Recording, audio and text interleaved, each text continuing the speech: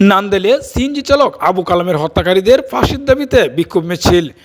ময়মনসিংহের নান্দেল উপজেলার ৫ নং গাঙ্গাল ইউনিয়নের অন্নবর্ষা গ্রামের সিএনজি চালক আবু কালাম এর হত্যাকারীদের অনতিবিলম্বে গ্রেপ্তার সহ দৃষ্টান্তমূলক শাস্তি ফাঁসির দাবি জানিয়েছেন নিহতের পরিবার, সহকর্মী, সিএনজি চালকগণ সহ এলাকাবাসী।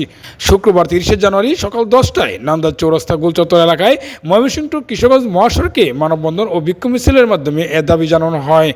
মানববন্ধনকারীরা জানান, গত সোমবার ২৬ জানুয়ারি দিবলুকে অন্নবর্ষা গ্রামের ঈদগাহ মাঠ সংলগ্ন বাড়ির সামনে সিএনজি গাড়ি রাখাকে কেন্দ্র করে চালক আবু কালামকে নৃশংসভাবে কুপিয়ে হত্যা করে সন্ত্রাসীরা।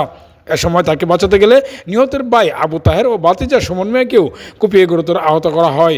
বর্তমানে আহতরা সংকটাপন্ন অবস্থায় কিশোরগঞ্জ সদর ও ময়মনসিংহ মেডিকেল কলেজ হাসপাতালে চিকিৎসাধীন রয়েছে।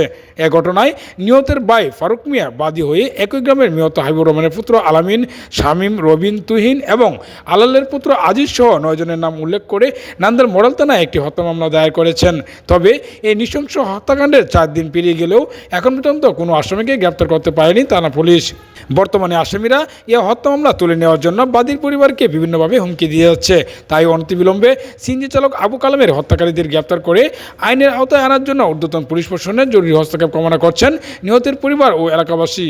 মানববন্ধনে বক্তব্য রাখেন মোটরযান শ্রমিক কর্মচারী ইউনিয়ন নান্দাইল উপজেলার বারোগ্রাম শাখার আহ্বায়ক মনিরুজ্জামান বিজয়, বিএনপি নেতা বরকত, সিএনজি চালক আবুল মিয়া, রুবেল মিয়া, লুৎফুর রহমান, আব্দুল আলী, খায়রুল ইসলাম ও নিহতের ভাই জালালউদ্দিন প্রমুখ। এ সময় নিহতের পরিবারের সদস্যগণ, সকল সিএনজি চালক সহ এলাকাবাসী উপস্থিত ছিল।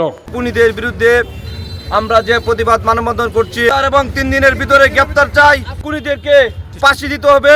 আমাদের দাবি একটাই, খুনিদের ফাঁসি চাই। সন্ত্রাসরা তাকে দিনের বেলা তথাকথিতভাবে হামলা করে চাইনিজ আঘাত নির্মমভাবে হত্যা করেছে। যারা মেরেছে তাদেরকে শাস্তি দেওয়া হোক, এর বিচার প্রার্থী। খুনিদের ফাঁসি চাই, এটাই আমরা কামনা।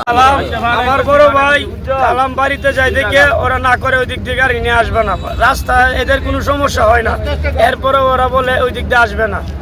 এরপরও ভাই গেছে দেখে তাদেরকে ৫ জনে মিলা আপনার চাপাটি দিয়ে, আপনার চায়না কুড়াল দিয়ে সংঘভাবে খুন করছে বাড়ি থেকে। ১ নম্বর হলো আপনার আলামিন, আর একটা ছেলের নাম হলো আজিজ, এ বললো আপনার শামীন, আপনার রবিন, এ বললো আপনার তুহিন।